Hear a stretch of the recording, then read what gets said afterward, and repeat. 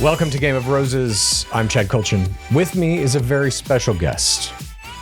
Writer, producer, star of Him, which if you didn't see it, is basically about the top 5 players in a season of The Bachelor, existing in a house, going through the turmoils that you go through when producers are trying to manipulate life. She's also a reality TV historian, has a fantastic TikTok, has a fantastic Instagram talking about Traitors, Bachelor, Love is Blind, everything, Survivor. Thank you for joining us, Tess Higgins. Thank you so much for having me. As a pit dweller myself, I'm happy to join in. So listen, I've been watching your TikToks and Instagram reels on this season of Traitors. And I was like, okay, she's doing some shit. When you threw up, you had a post this past week that was about analyzing Rob Rausch's likelihood of being the winner based on the amount of ITMs he's getting. And yes, you had the number of ITMs. I did. As compared to other seasons. Yeah. Yeah. We have spreadsheets. I'm sure you have spreadsheets. I would love to see them at some point in my lifetime. I found all of that information in like the Edgic subreddit. Do you know what that is? No. Okay. So it's like this type of way to analyze a reality show that I think was created like during Survivor.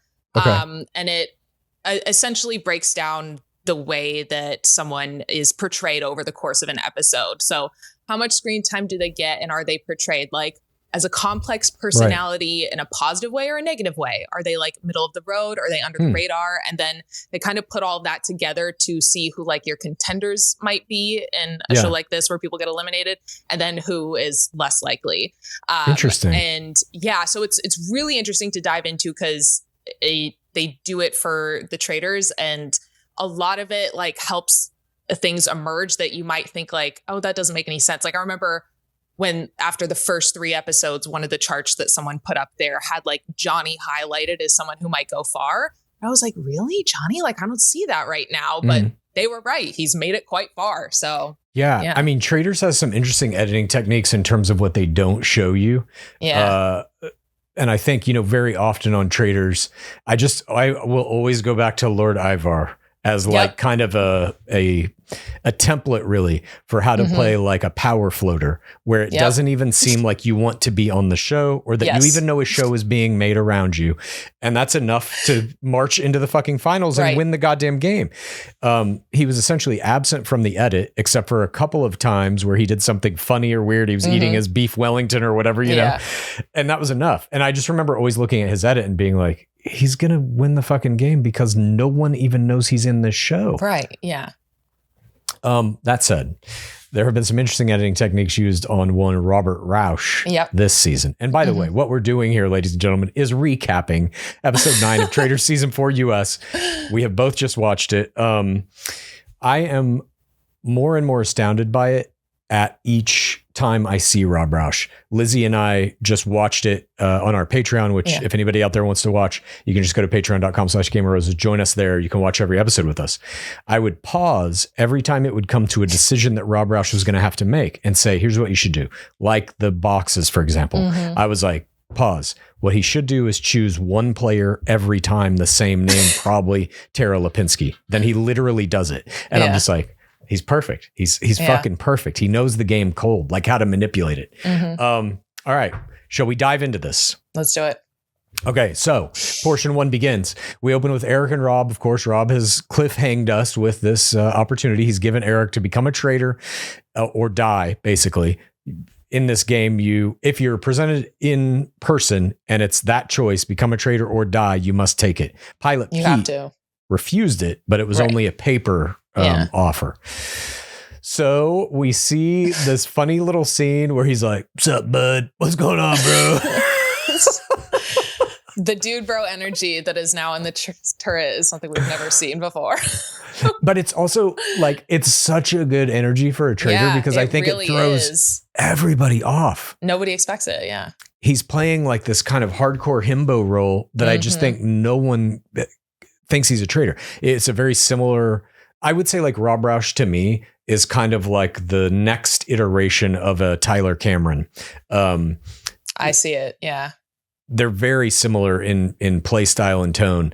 Yeah. I don't know if Tyler Cameron though would be able to be a traitor. I don't think so either. Cameron. Yeah. I think I could see him like getting a little like cockier with it than Rob would. or just not being, no offense to Tyler Cameron, smart enough to pull it off. Rob puts this cloak on Eric and he's like, looks good on you, buddy. And then he tells him, well, we got some killing to do tonight. They march up to the turret and Eric is ITMing that he needs a helmet and an adult diaper because he's going to shit his pants and his head is going to explode. I thought that was a good line. Me too. I loved it. What did you think of the choice of Eric for the traitor?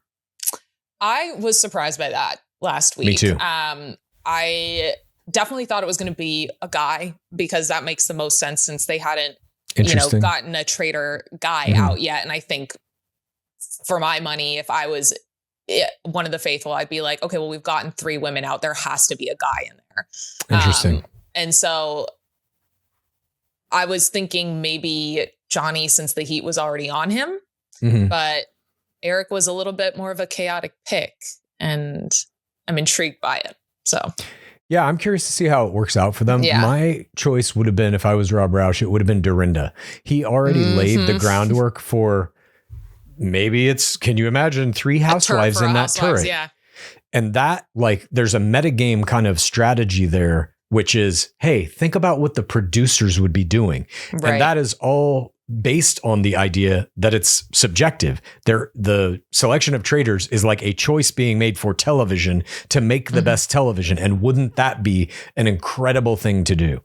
Yeah. And he kind of already set that up. And then it's like, you've only got a couple more roundtables left. If you can convince everybody to vote out Dorinda in the last roundtable, they're going to think they got all the traitors. That's 4 fucking traitors. Yeah. And you win. So I don't know. The Eric thing may work. It may bite him in the ass. Yeah. I'm not sure. But I also we'll see. am very curious as to, like, in off-camera land, when they're all being oriented on like rules and things like that, are they ever aware of like the fact that they're just going to keep adding traitors to the game until the end? Because then, like, you never can stop. There's always going to be like somebody to get out. So this is a pitch that I made last week and I stand by it. And some people have DM'd me and told me that I'm insane. I don't care. I will stand by this. Is this what you said about like only do it in 3 episodes or something? Like only 3 days of filming, right? Like you could film the whole season. Yeah. If look, I just don't think that scenario would ever happen, that you get traitors out in the first 3 votes. That seems statistically basically impossible. Yeah. But that's like a worst case scenario. If you locked the game down and said there are only 3 traitors, find them or they win. You have 10 rounds to do it basically. And that's every season. It makes the game component of it, I think, much more interesting.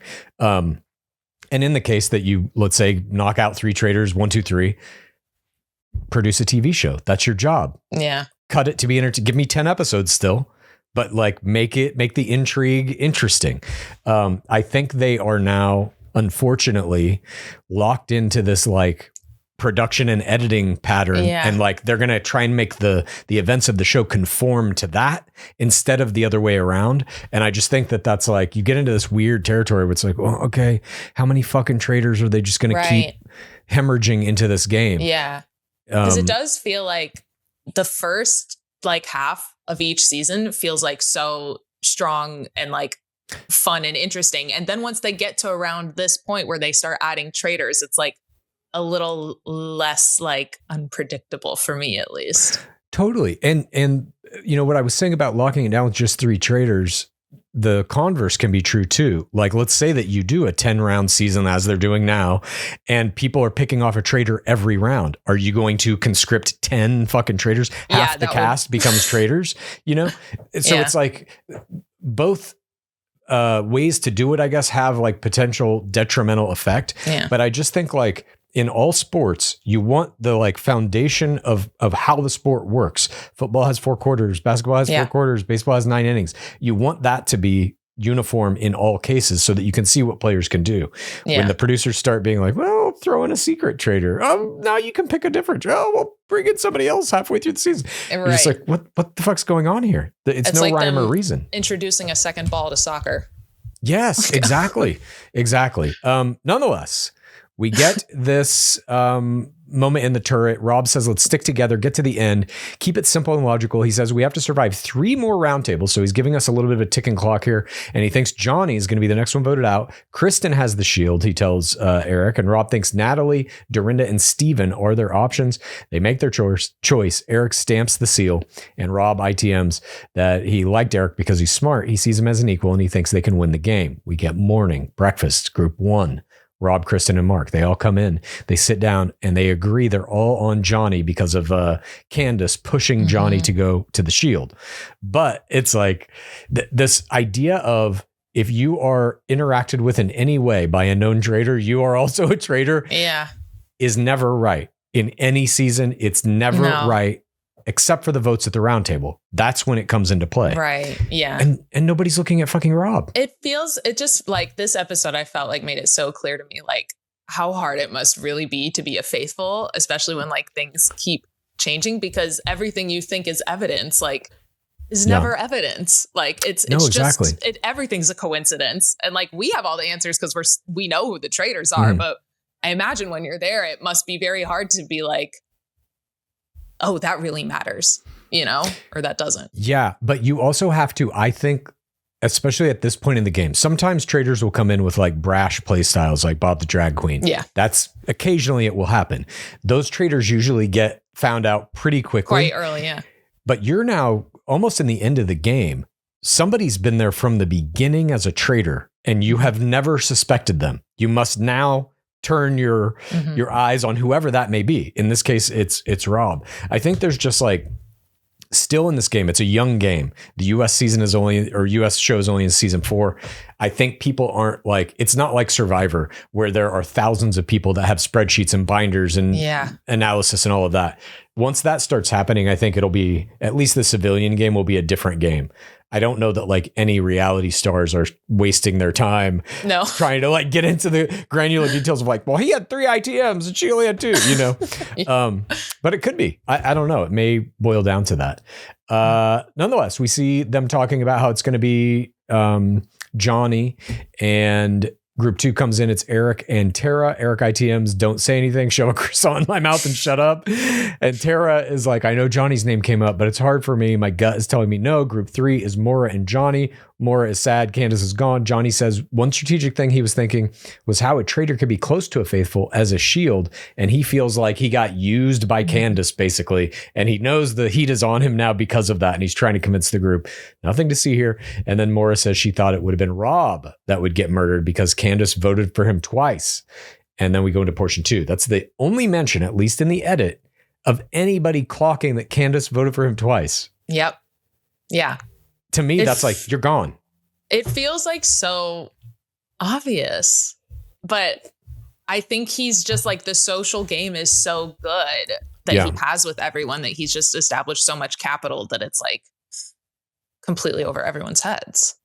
I think so too. There's a moment that happens later in this game after they make their roundtable vote where Natalie comes up to Eric and Rob and apologizes to them both. She's like, I'm so sorry. I was like, oh shit, they've got the game. That's insane. Exactly. Yeah. If it's to be believed also, like it's a small part of me, but there is a part of me that's like, do these faithful know he's a traitor and they're just stringing him along to kill him in the end and win the game? I don't know. I don't either. But it's like, that is the game. If you're a faithful, the game is not getting rid of traitors. It's identifying them and keeping them as long as you can to execute them 1, 2, 3 in the final 3 rounds. But you know what's interesting is I saw today, I think Carolyn from last season was talking to Sandra, who is in season 2. And Sandra said something about how production really doesn't like it when people do their like traitor angel thing, where it's like you get close to someone you think is a traitor so that they protect you, because they feel like that incentivizes people to keep traitors in the game for longer. It does. Yeah. And but so that's like the game. It sounds like they are like, hoping people don't do that. But that's absurd. Then make a better game. That's like saying, okay, we invented this game called baseball. Don't hit a home run. We don't like it when that happens. Just don't do that. But isn't that the best thing to do? Yeah. Like, that's absurd to me. Yeah. And if they don't like it, what can they do about it? I don't know. My strategy, if I had the ability, like if I could absolutely know who the traitors were on day one, I would come into the round table and sit down and just be like, okay, the traitors are Rob, Candace, and Lisa Rinner, and we are going to not vote them out. We all know you're traitors. Have fun sitting at the round table with us and doing the missions. We're going to keep you here to the end and execute you 1, 2, 3. Nothing can be done about that. And yes, some of us faithful are going to get voted out at round tables and murdered and whatever. That's the name of the game. We can draw straws, however you guys want to do it. But that's the game we're playing here. And that's because they've created this game in this manner. Yeah. They can't be pissed at players for playing the game they made. That's insane to me. But I think too, that'll be like, I always talk about like this game being the mixed martial arts of reality TV. Yeah. And in the early days of mixed martial arts, people hated, like fans hated when it would go to the ground and it would be just two guys doing jujitsu and wrestling around and somebody would tap out and people would be like, they didn't even throw a punch. But then as the fandom of the show or of the sport got a little more complex and understood what was going on, that shit became like as entertaining as any punch or kick that could be thrown. I think that will happen in this game too. The subtler play will become just as interesting, hopefully. We see finally in portion 2, Natalie and Steven are the final group to come into breakfast. Dorinda is dead. And we see her death.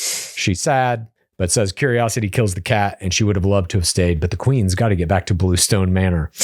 Dark Lord comes in this a great outfit. It's kind of sparkling and glistening. He's got his hair slicked like back. China plates. Like, yeah, it was very cool. Yeah. Way better than last week's, I thought. Yeah. And he throws her picture on the ground and he says, today's mission is important. Keep your mind open. Think outside the box. What did you think the box meant? I thought they were getting in those like coffins again.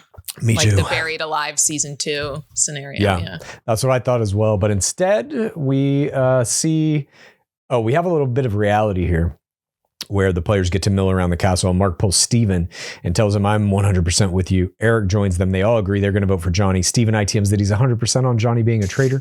And he's going to have to put up a big defense to pull a rabbit out of a hat to get through this round table. Then we see Tara and Johnny talking about how Johnny is a target. Johnny ITMs, they're struggling to find their footing. They didn't have normal childhoods. They were going to the Olympics.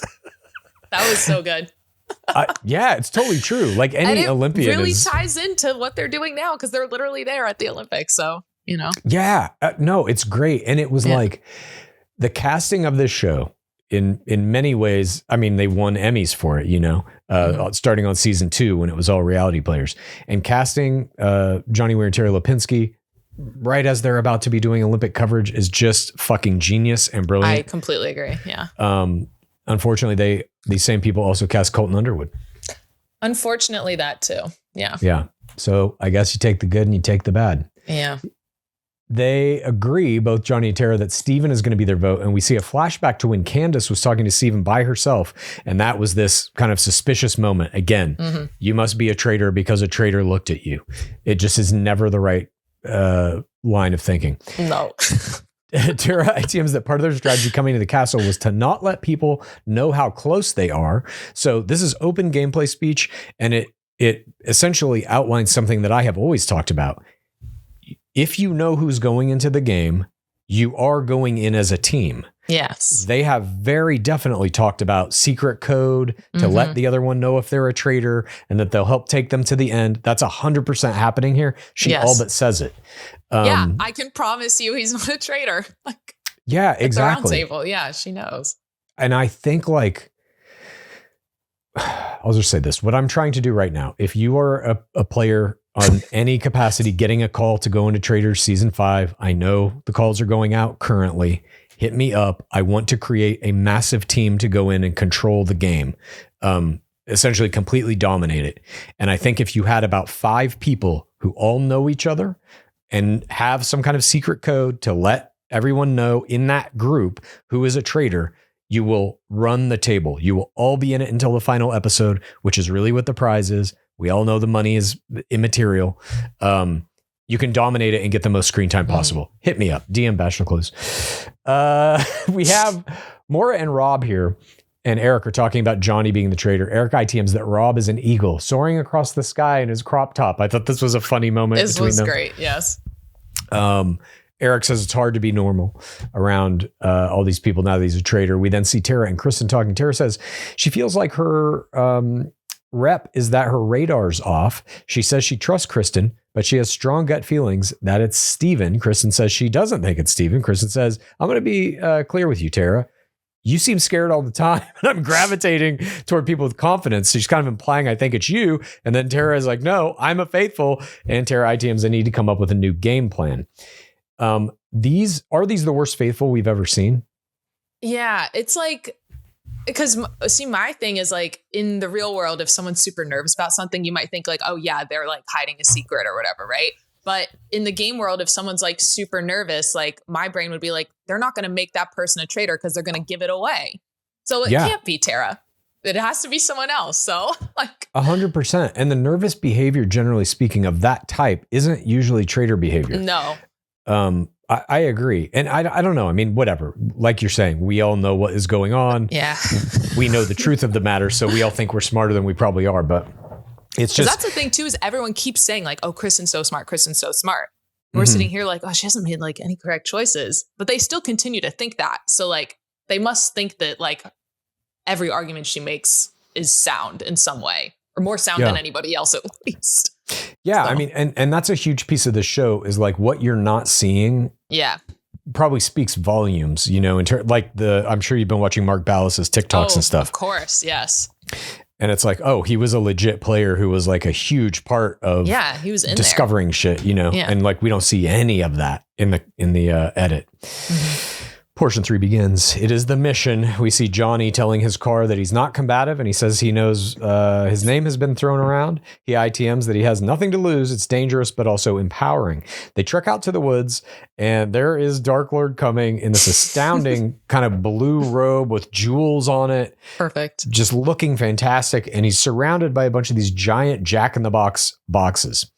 And he gives this very confusing explanation of what this game is. These missions always, I'm very confused until I see them happening. Yeah. But effectively, everybody has to get in the box. Then 2 boxes will open. The traitors will come out. They have to be careful not to let other people hear each other. I guess we're glad Eric is among the traitors, so he can't use his perfect ears to get any information here. And they will then have to vote on a series of questions about the faithful. And so I have no idea what's going on until I see them actually do the first one. Rob ITMs, he's nimble like a cat, meow.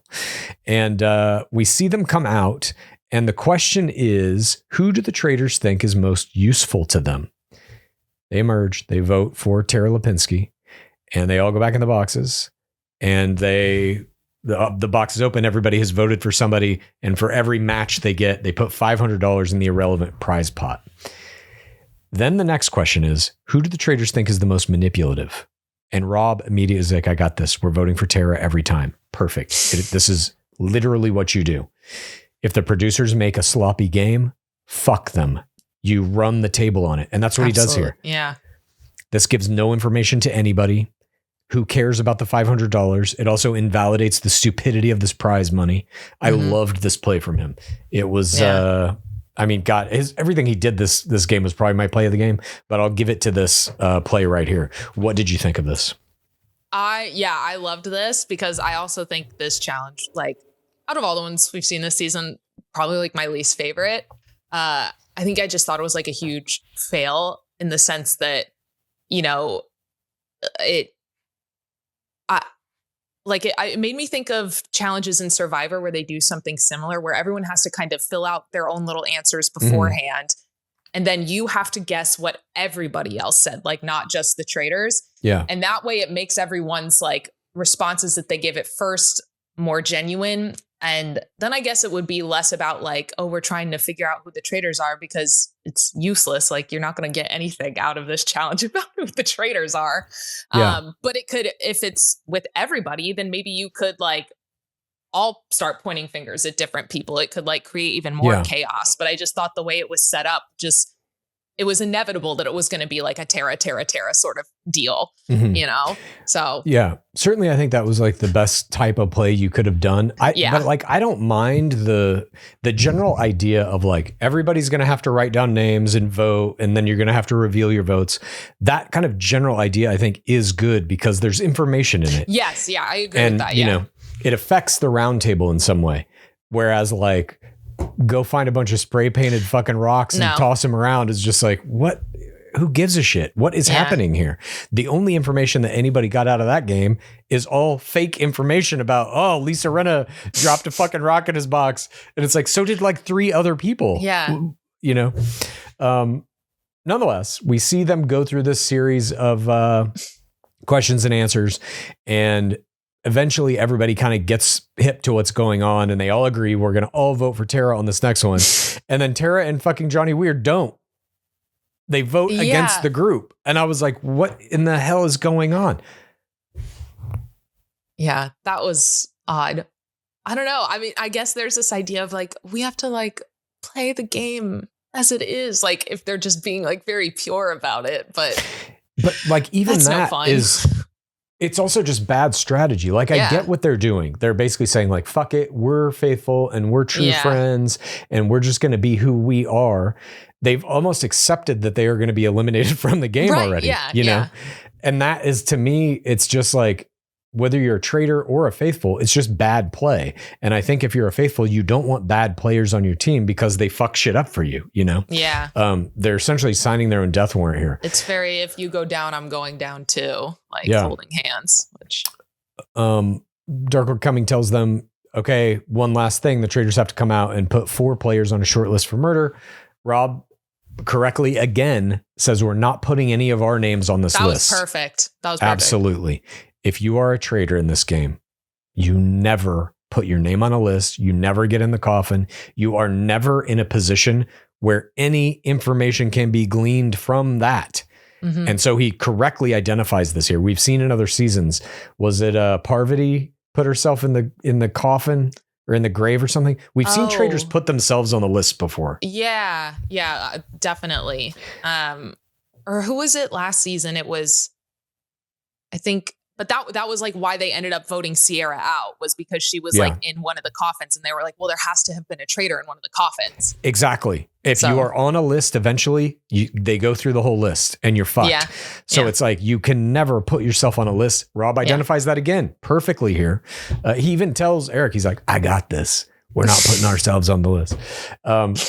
Then they lock all the Darker Cubby's like, okay, everybody out of the boxes. And the players who got on the list have to stay in the fucking boxes. I love when they do shit like this. It's so fucking funny to me. There's like an Olympian, 2 Olympians, one of them who won a fucking gold medal. Stay in your box. It's so hilarious to me. Or a housewife having to do that. Not that that was the case this time, but I absolutely love when shit like this happens. Just the demeaning shit they make these people. They're like dumping bugs on their head and shit. Oh my God. Portion 4 begins. It's the big reveal. Natalie, Tara, Kristen, and Johnny are locked in these boxes, and we're on the road back. Maura thinks Johnny is a traitor no matter what, and Rob says it was either really smart of Tara to pull a triple bluff or the dumbest plan ever. And this little line he says is such a perfectly scripted piece of neuro-linguistic programming. He is saying she was either really smart to do that move, meaning she's a traitor and trying to manipulate us all, or really dumb because it makes us all think she's a traitor. He's basically saying she's a traitor in 2 different ways. Yeah. And he's also making it sound like, because it's either really smart or really dumb, it's also this kind of like brain scramble of like, oh, he's not saying anything. He's just like, well, she may be good or she may be bad. Yeah. But implied in either way, she's a traitor. Yeah. He's so good at that, at these kind of subtle speech plays. Mm-hmm. So the locked up players eventually emerge. Johnny ITMs that his team has a 50% chance of dying tonight. His team being him and Tara Lipinski. In the car, Natalie wonders out loud if there was a traitor in the box, but now she doesn't think any of them are traitor. Correctly, finally. Yes. She's picking up on some shit here. She ITMs that Johnny's giving a faithful, defeated energy. She thinks that now it's Steven. So even like, she's correctly identifying like it's not Johnny, but then she turns to none of the traitors. Yeah.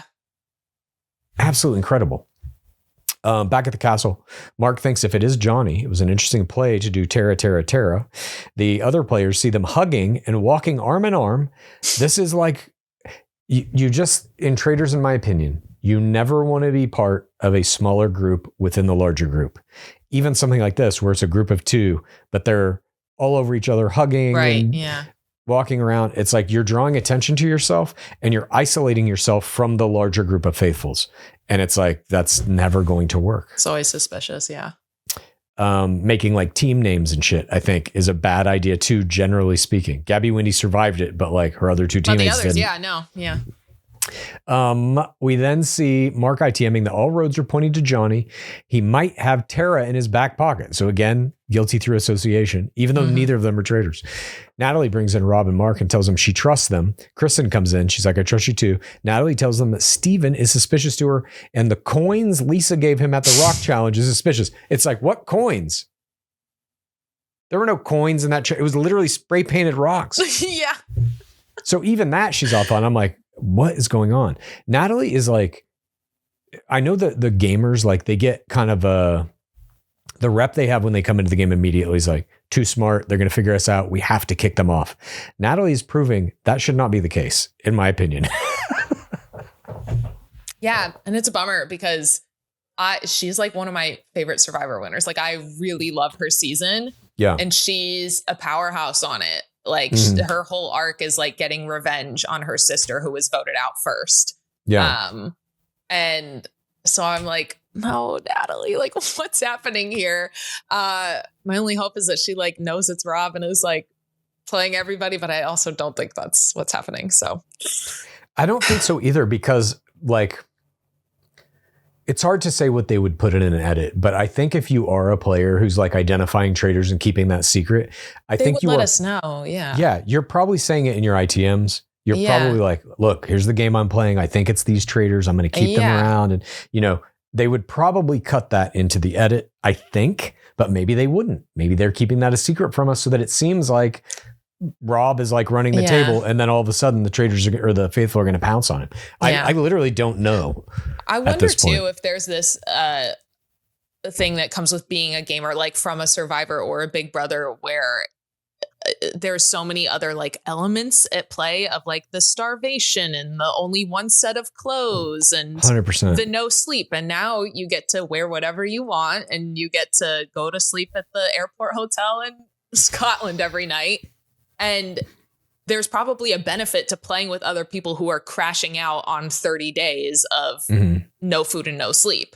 Whereas here, everybody like living situations are a lot better. And you're playing with people who have more of their faculties like available. So you're also playing with literal reality TV stars who have come from whatever discipline they've come from. And so like been Natalie. Great. Yeah.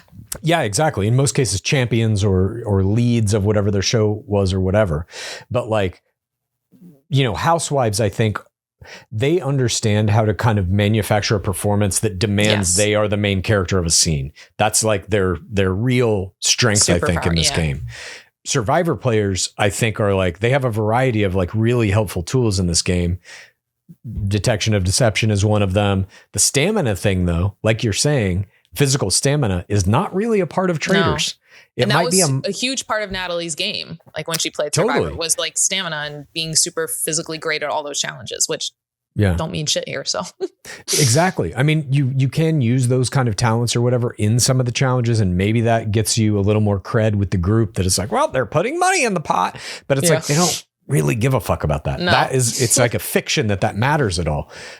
So what you're seeing here, I think, is that like, I didn't watch Natalie's season, and I don't know how she was at detecting deception or if she was good, you know, moving from team to team, and did she have to double cross people and all this kind of shit. But like Survivor is a game where, and Big Brother is this way too, where winning the challenges is like paramount because you get the shield, you get the immunity from elimination. Here, nobody's winning any challenges. It's like, how much money did you put in the pot? Rob got this one thing, this dagger, which is like, in my opinion, a step in the right direction for sure, that there's a prize for doing well in the challenge that affects your ability to stay through another round. And I think more of that needs to be put into this game. I agree. I feel like they should be like individual challenges. Like If you win this challenge, you get a shield. Just like point blank simple, or you 100%. Get a dagger, or you get a clue. I would love to see them get a clue to like who one of the traitors are. Something like that, for sure. Some weird little poem that like Alan reads them off a scroll that is very hard to understand, but it's something they could all ruminate on, at the very least. Or even make it like a, I don't know how you would do this exactly, but you could make it kind of like a season long thing where if you win, well, that would give away who's a faithful and a traitor, but something like there is an accrual system of winning prizes and puzzle pieces to something like that. Figure something out. Yeah. And if you win 5, it reveals a traitor, something along those lines, so that there's like, we actually give a fuck about the challenges and who's trying to win them. Right. Yeah. Yeah, I don't know. The challenges just suck in this show, unfortunately. Some of them are fun to watch. Yeah. Because I like to see the misery visited upon some of these players. But like other than that, or like the funny things they do on them, those are all fine. But it's like, I don't care about the outcome of them at all, unfortunately. Nonetheless, we see now we are at the round table. And it is what I have written down here, PTFIY is a 10. This is a players. The floor is yours. That is my favorite thing to watch in every episode. It is very much like. It was a really good one tonight. God, it was slow and deliberate. It was slow and deliberate, and it had a little twist of a smile at the end, like he's enjoying this shit. Sometimes it's like a little more dramatic, like players, the floor is yours. Mm-hmm. Tonight was players, the floor is yours. Yes. God damn, he's like, he's so good. I find myself going back and watching scenes from Romy and Michelle just to watch him act. I have like a love for that man now because of this show. I always liked him as an actor. He was an interesting character actor. Now it's some other shit. He's like one of my favorite human beings on the planet. Yeah, I should go back and watch those scenes too. Incredible. He's really good in it as Sandy Frick. Every movie he's ever been in, go back and watch it. It's good. He has a weird cameo. I mean, not even a cameo because he wasn't like famous necessarily, but he's in one scene of Eyes Wide Shut with Tom Cruise, where he plays a hotel like desk clerk, and Tom Cruise comes in and asks him if this guy got a message and stuff. And he's kind of like flirting with Tom Cruise a little bit. It's such a good, weird scene. And that movie now in retrospect, all this shit is kind of like it's being revisited, and it's like, what was that movie really about? Mm-hmm. Did you ever see that movie? No, but I mean, I know of it, but yeah. It was Kubrick's last movie, and there's so much shit in it now in light of the Epstein files that it's like, oh, he made a movie about the child sex trafficking ring, and it's right there on the fucking screen. It's bizarre. Highly recommend. Anyways, players. The floor is yours. Tara opens. She feels like Johnny and she have some things to bring up at the round table. She says they are both faithful. She assures everybody. And Maura's like, but how do you think we can know that? And she says, no, I promise Johnny's a faithful. And I'm just like, is this going to be their defense? I promise? What the fuck are they doing? And this group of faithfuls loves to catch on to someone slightly missaying a word and thinking it's like the biggest deal ever. So she dug herself a hole with that one too. Totally. And Johnny here is like, look, we've worked together for a decade. We know each other closely. We'd be able to tell. And Mark is like, I do fucking Dancing with the Stars. I have partners every season. I wouldn't be able to tell shit. And Johnny's like, look, we're best friends. And Mark's like, okay, then what's your theory? Who is it? And Johnny's like, Steven. It's definitely Steven. He mentions the Candace and Steven having that solo conversation seemed weird and it looked like traitor behavior. And Tara's like, I think Steven was putting a wall up over the course of that day because of it. And Steven's like, look, the conversation with Candace was like, she was asking who was on her side. It was, she had a weak argument. She was just looking for people to back her up at the round table. I'm 100% a faithful. And Kristen says, the day I told Tara you might be a traitor is the day I'm up for murder. That seems coincidental. I think it's you. And your proximity to Johnny makes me nervous. Now my antennas are going up on both of you. And Mark is like, I want to hear from Johnny. The Candace thing where she was pushing for you to go into the art museum to get the shield rang my alarm bell. Meanwhile, it's like, fucking Rob was there too. And Candace voted for him twice in 2 and what consecutive about the throwaway vote? Yeah, exactly. The throwaway vote. Even that phrasing, which Eric is going to use later. I'm like, I don't know if other people are saying it and they're just cutting it out. Yeah, but like, maybe. Don't talk like a fucking traitor. No. Don't use the words they use. At any rate, Kristen then says, she says this thing about the day that she told Tara she might be a traitor. Johnny then says, I haven't said like, hey, I'm a faithful because I don't feel like I have to. I don't have to prove it. That's how faithful I am. And you're just like, oh, fuck, bro. What is he doing? Like, none of this is any kind of concrete evidence. No. None of it is even a kernel of possible suspicion to throw to somebody else. It's literally just it's not me. Sorry. Yeah. Yeah. Listen, I'm a good friend to this person who I've known for a long time, and I've never said I'm a faithful. So I clearly must be a faithful. It's like, huh, dude, bro, what? And staring right in front of all their faces is these 2 votes for Rob that a known traitor cast. I just don't get why nobody's making that turn. It seems so obvious, but then it leads me down the path of like, they know he's a fucking traitor and they're just hanging on to the end.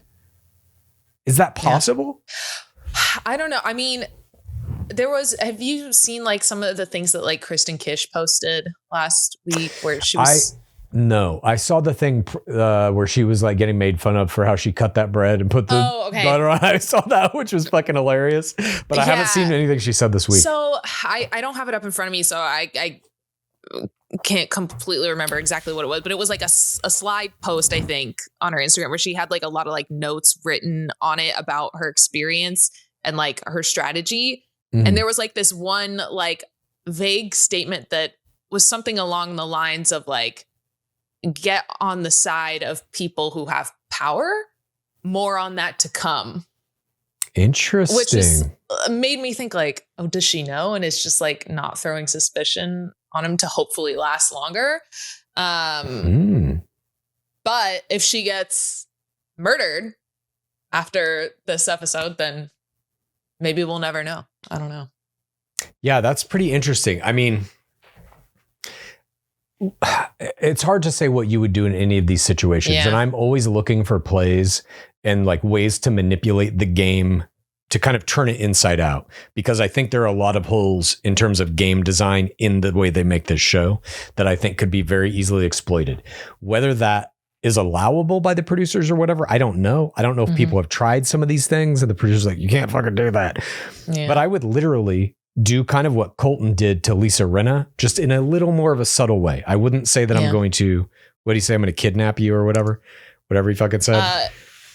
Hold you hostage as a traitor. Yeah. But I also like Monet said in Exit Press that she said the same thing to Candace, like that they had a little pact together where Monet was like, if you're like, protect me in the turret and I'll never vote for you and vice versa. Like, I'm not going to ask if you're a traitor, but like, let's protect each other. And then of course she was like, see you later. But yeah, he did offer that to her. It sounds like. Interesting. I mean, I just have like several kind of pre-traitor selection strategies that I would try to initiate. And I think I would immediately get murdered because of it. But like, there are just things I think you can set up. Like you could come in on day one before they pick any of the traitors and be like, okay, right now is the only time we're all going to be faithful. So this is what I suggest. We all partner up with each other randomly into groups of 2. That's your partner. You are never without them. That will almost assure that traitors can't talk to each other unless they're in the turret. So that will take away a major component of their game. Oh, I love that.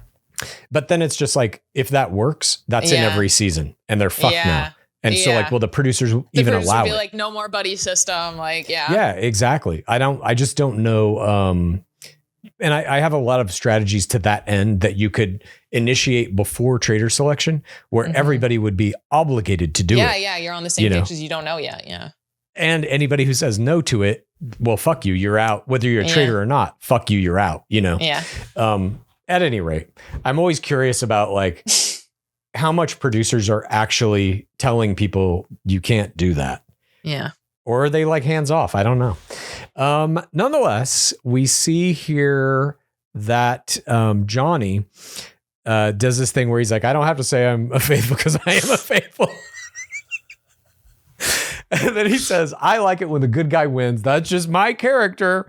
Okay, it's still not offering us anything here. And Mark is like, well, the pattern of all the Tara votes, except Johnny and Tara didn't vote for Tara when we all agreed we were going to do it, seems a little weird. And Johnny's like, that's because I'm playing the game poorly. That doesn't make me a traitor. And it's like, no, but it makes you fucking a liability on the faithfuls. That's not a good defense, you know, whether you're a traitor or not. It's like, I'm terrible at this game. Don't keep me or keep me on your team, please. I'm bad.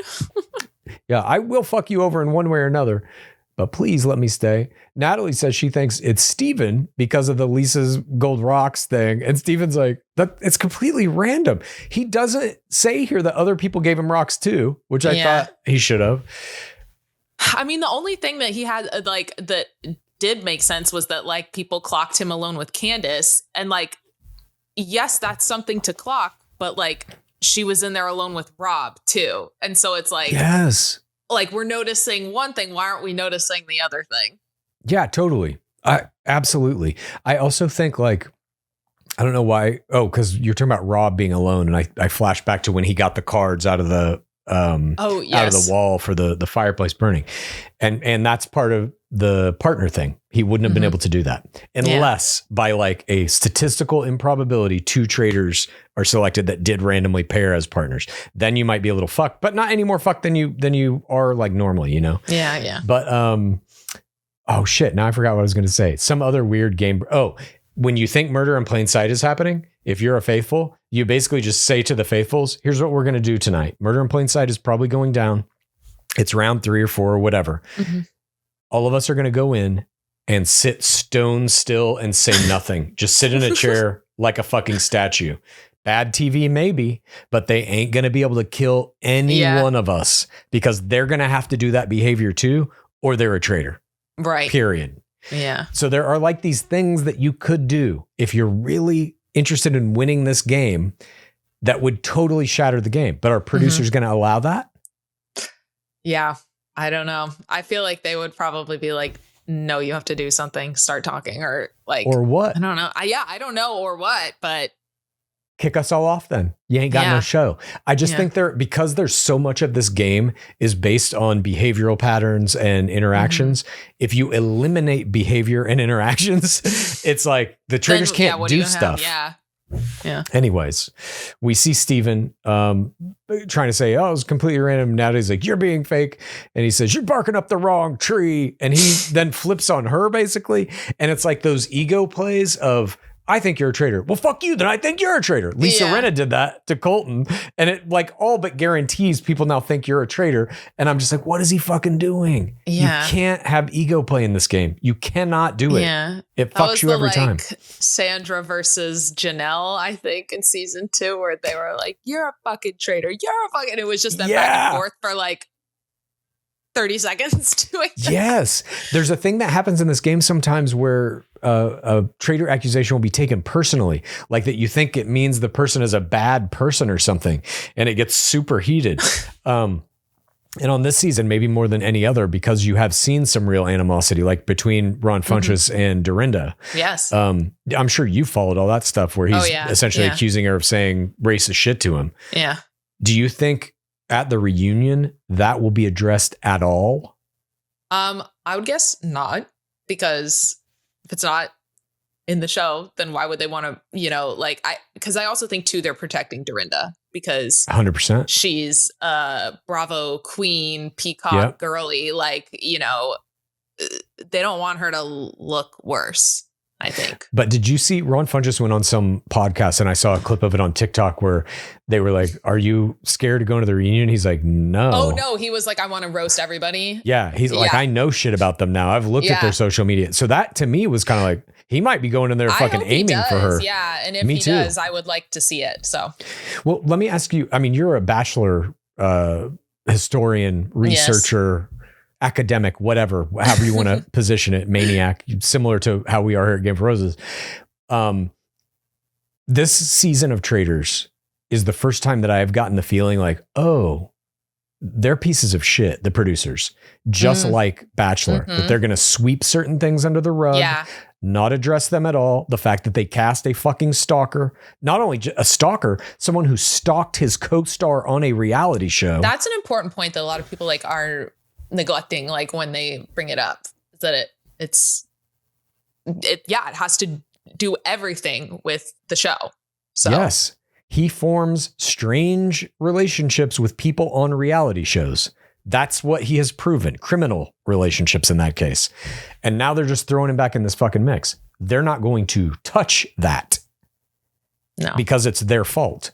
And so now I'm getting this, like, for the first time ever in Traitors, I have this like gross complicit feeling that's like, ugh, are we really supporting a show that gives this guy a chance again? That puts him on TV. Like, do you think they knew about the stalking when they cast him? I'm sure they did. And I think I saw something today that there was this interview where it was someone from production or the casting team where the interviewer directly asked them, like, how do you feel about like Colton with his past and given everything? Like, was that the right choice? And the person just gave like the most non-answer answer of like, oh, well, we cast people for blah, blah, blah reasons. And everyone this season is doing so interesting. And it's like, okay, so like no one is going to talk about this ever. So I felt like similar to how you felt when I read that answer. So, and like Alan Cumming isn't saying anything about it. And you know, you're a Dark Lord. You're a full Dark Lord now. When you're covering for that shit, full Dark Lord. I just don't like. It's disappointing because prior to this, my kind of like opinion of the producers and kind of how they treat the players and stuff has been like, this is the best show on TV. You see Pilot Pete coming out of it and being like, oh my God, this was amazing. It was so much better than Bachelor. Yes. It's fantastic. You see so many players saying this is like the experience of a lifetime. How they're treated is great. And now we have this season where like all that's basically out the window. And it's the first test really that the show itself as an entity has had about its identity where shit like this is concerned. So far, they are failing the test. Yeah. In my opinion. I agree. I just feel like, you know, if you want to cast controversial players, like fine. But I think, I don't know, my idea of a controversial player is Tom Sandoval. 100%. You know, someone who was in a cheating scandal with their partner that everyone was up in arms about, not someone who like, you know, has Colton's history or Michael Rappaport's history. Like, that's just going to draw like way more ire. And I don't know, it turns the show into something that it doesn't have to be. Right. And that too, it's like, you didn't take somebody from Bachelor. I have a list of fucking 200 people who are better than Colton Underwood. You know what I mean? So starting, of course, with Nicholas Vial. But you basically don't, like, it's a simple rule. No stalkers. No restraining orders. That's no restraining orders. None. And they had 2 of those on this fucking season. Pretty low bar to clear. And yet again and again, reality show casting just cannot seem to figure that out. But it's also like an opportunity for them to say, we fucked up. Yeah. So sorry. And we're not going to do this again. Instead, they put out an Instagram post that's like, they're people too. Stop bullying them. What? Yeah. Like, it's just, I don't know. I have a bad taste in my mouth this season. It's slowly dissipating because Colton is gone, but still it remains. The fact remains. This is a TV show that makes shitloads of money for a giant corporate greed machine. And they are taking zero accountability for actions they themselves did to put those people in this show. And the Dorinda thing plays right into it as well. They're not going to fucking address that. It feels like Eric Schwer all over to me. Yes. Nonetheless, the time for talk is over. DLC, Durko Coming asks if anybody wants to use the dagger. And we get this weird little moment where Natalie's like, say that you have the dagger because I'm the last person from the dagger team. And he's like, I have the dagger. And I was like, did he just tell everybody? Did he whisper it? This was shot and executed strangely to me. Yeah. It does appear that like they're trying to communicate that he told everyone. Yeah, because I guess she didn't want people to think that she had it and like therefore was a threat in some way. Yeah, I guess. It happened so fast that I was like, wait. Yeah, why? It was a total throwaway, and she wasn't even really. This is like an error by her, I think. If you're trying to like curry favor from somebody who has like the secret idol or whatever the thing may be, you have to be doing it at a time when you think you really may be up for elimination. And she, at least by the edit, was not. Yeah. She's not even in the top 3 people of who might be eliminated. Nonetheless, he doesn't use it. Time for the votes. Tara votes for Steven. Steven for Johnny. Maura for Johnny. Eric for Steven. Johnny for Steven. Kristen for Tara. Natalie for Steven. Rob for Steven. Mark for Tara. Steven, go to Circle of Truth. Of course, he says, it was the opportunity of a lifetime to play this game with all of you. I've been excited and eager to play the game. Might have gotten the best of me. I am a faithful. You blew it, he says. The table is dejected. We get a couple of shots of everybody. Oh my God. We get this weird shot of Rob Rausch doing a one eye open. And Eric is covering his face. I still think this is a traitor tell. The traitors always, after the eliminations, cover their face because they don't want to give you anything. Natalie then in the hallway, this is where she apologizes to Eric and Rob. And Rob ITMs that they're besties for the resties is a dumb strategy, meaning Tara and Johnny, because it shows they're keeping secrets the whole game. He's correct here. Tara and Johnny then are literally like snuggling each other on a couch. And Tara ITMs, she hopes they can survive, actually target the right people.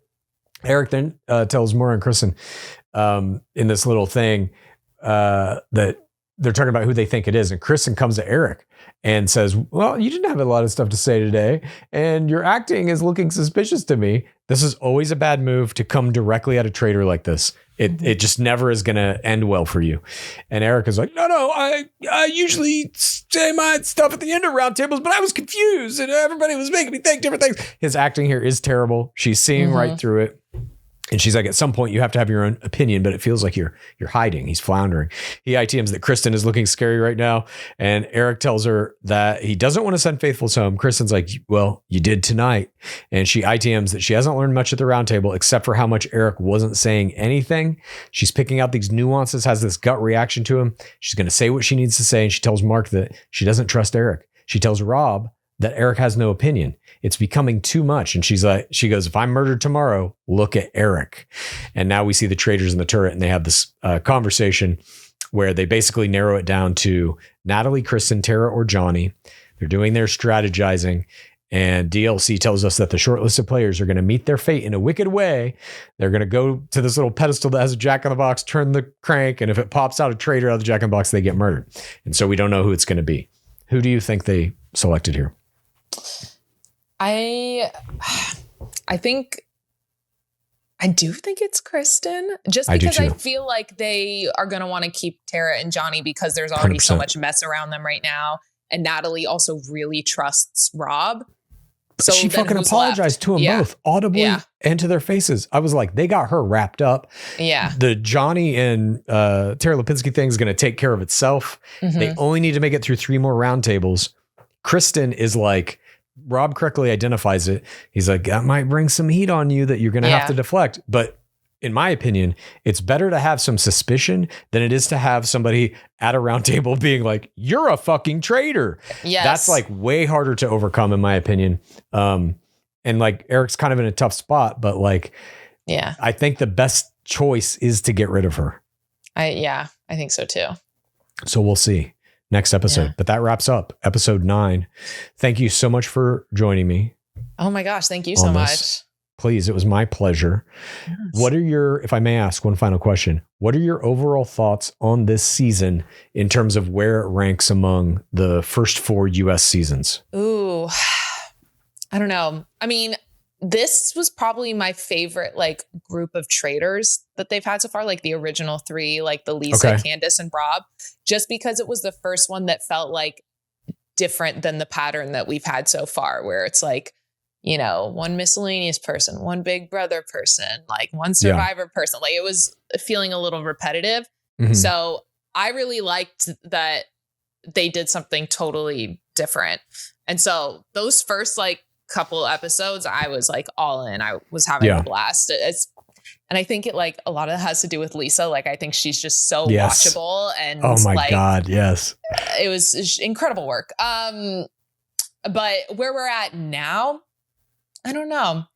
If Rob can pull it out though, I mean, that'll be up there like with Cirie. So, cause she's the only traitor to have won in the US. I agree. So.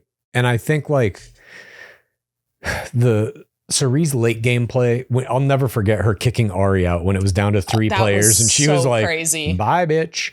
That blew my mind. How good it was. I'm getting chills just like talking about it now. I think if Rob Rausch, like so far he has played essentially an airtight main game. Aside from those 2 votes that he got from Candace, which I think he could have avoided if he had not voted for Lisa Rinna in that one roundtable. Yes. That pissed Candace off. She came at him in the next roundtable, and then obviously in the next one. But if those votes don't matter, then it doesn't matter. Other than that, I think he's played a flawless game. All the stuff he did in tonight's game during the challenge, the straight votes or straight selections of Tara, and then not putting themselves on the short list. Those were like brilliant plays, perfectly executed. If he can pull off something in the final moments to get rid of Eric and make himself the sole surviving traitor and win the game, I agree with you. I think he's on the Hall of Fame conversation, the GOAT conversation for sure. Yeah. Well, thank you again, Tess, for joining me for all of this. Please tell everybody where they can find any and all of your stuff. You can find me on Instagram at Reality Scholar. You can find me on TikTok at Tess Higgins, and you can watch him, not the football one, on Tubi or Apple TV or Amazon. So yeah. Did you, when you were writing your him, did you know that there was another him that was going to come out? No, I wrote it as a play first in 2018, and then it evolved eventually.